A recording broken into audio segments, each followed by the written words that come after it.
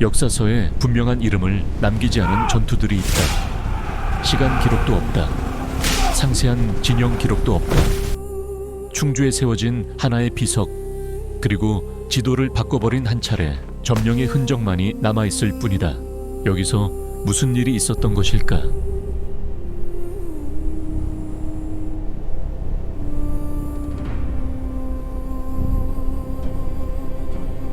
왜 고구려는 이 땅을 반드시 지켜야 했을까? 그리고 왜 신라는 이것을 이룰 수 없었을까? 충주는 평범한 땅이 아니다. 그것은 강길과 산길이 만나는 요충지다. 누가 지키느냐에 따라 남쪽으로 향하는 길이 열린다. 잃는 쪽은 반도 중심에서 밀려난다.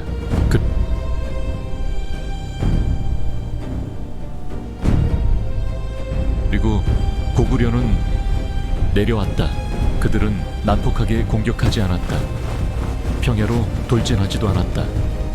군은 산맥축을 따라 이동했다. 지형에 붙었다. 측면을 지켰다. 한 걸음씩 요충지를 압박했다. 나루터 횡달로고지. 반대편에서 신라는 전력을 모아 한 번의 결전으로 끝낼 수 없었다. 그들은 각 관문과 각 연결로를 지켜야 했다. 충주는 피할 수 없는 충돌 지점이 되었다. 전투는 돌격으로 시작된 것이 아니라 압박으로 시작되었다.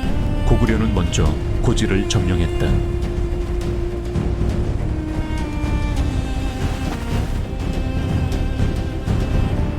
작은 보급로를 차단했다.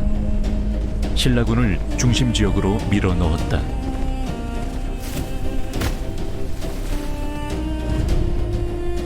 하나씩 위치가 무너졌다. 하나씩 노선이 끊겼다. 전장은 깔때기처럼 좁혀지기 시작했다. 신라는 공영에 빠졌다. 군을 내보내면 측면을 얻어맞는다. 고수하면 층층이 압박당한다. 안전한 선택지는 없다. 첫 충돌은 외곽에서 터졌다. 총공격이 아니었다. 탐색이었다. 고구려는 작은 거점을 하나씩 쳐냈다. 반응을 확인했다. 약점을 찾았다. 그리고 보자마자 조이기 시작했다. 한쪽은 정면을 붙잡고 한쪽은 측면을 타고 들어갔다. 포위가 형성되었다. 충주는 봉쇄되기 시작했다. 포위가 형성되자 전투는 본격적인 단계로 넘어갔다. 더 이상 탐색은 없다. 오직 소모와 붕괴만이 남았다. 신라는 대응할 수밖에 없었다. 그들은 곧바로 전력을 쏟지 않았다. 대신 박자를 나누어 방역하며 고구려에 깊이 들어온 돌파 지점을 공격했다. 정면에서는 두꺼운 전선을 유지했다. 창을 촘촘히 세웠다.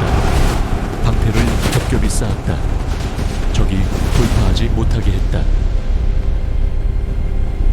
하지만 고구려는 당장 무너뜨릴 필요가 없었다. 그들은 발을 묶기만 하면 됐다. 한 걸음씩 전진했다. 멈추고 압박하고 다시 전진했다. 신라가 다른 곳으로 병력을 빼지 못하게 했다. 반면 측면에서는 전혀 달랐다.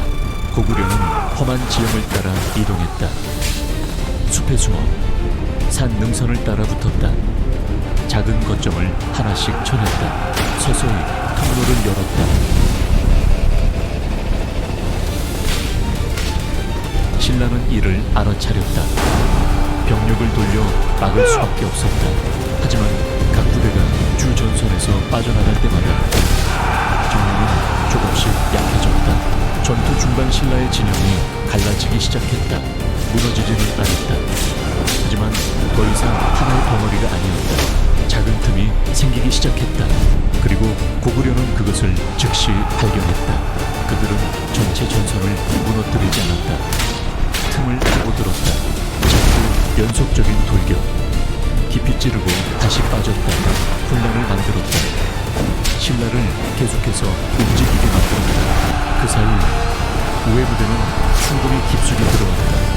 그들은 이미 신라 진영의 뒤를 보고 있었다. 위협이 분명해졌다. 퇴로가 끊기면 충주의 전 병력이 갇히게 된다. 신라는 대규모 방역을 감행할 수밖에 없었다. 병력을 집중해 우회 부대를 정면으로 쳤다. 이기기 위해서가 아니라 밀어내기 위해서였다. 측면 전투는 격렬하게 폭발했다. 더 이상 진영은 없었다. 직선 전선도 없었다. 단지 여러 군집이 서로 충돌할 뿐이었다. 때로는 신라가 밀어내기도 했다. 하지만 고구려는 무너지지 않았다. 즉시 후속 부대를 투입했다. 빈자리를 메웠다. 리듬을 유지했다. 차이는 여기서 갈렸다. 고구려는 층을 이루어 싸웠다. 리듬이 끊기지 않았다. 반면 신라는 계속해서 대응해야만 했다. 해가 기울자 전세는 완전히 기울었다. 신라는 후퇴하기 시작했다. 처음에는 질서가 있었다. 하지만 곧 부대 사이에 강역이 벌어졌다. 그리고 그 순간 모든 것이 무너지기 시작했다.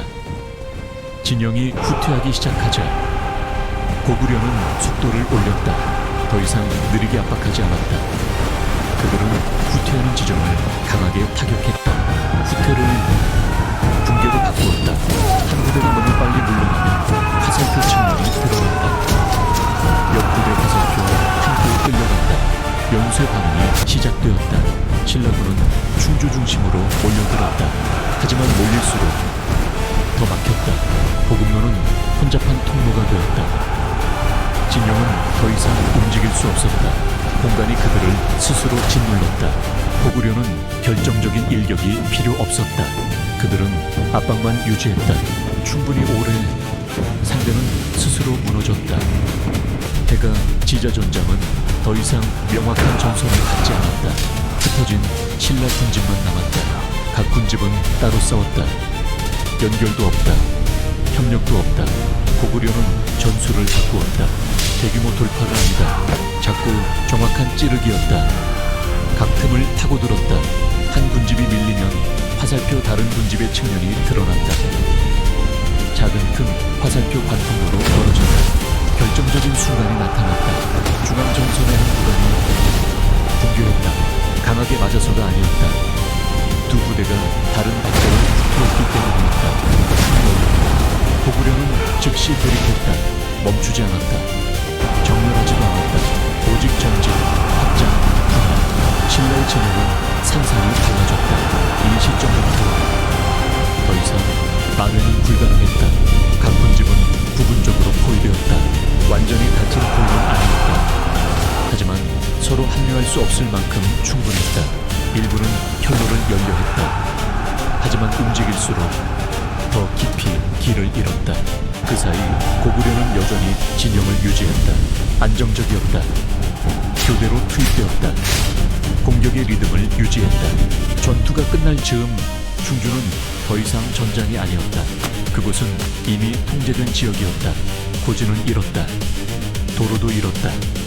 진입로는 차단되었다.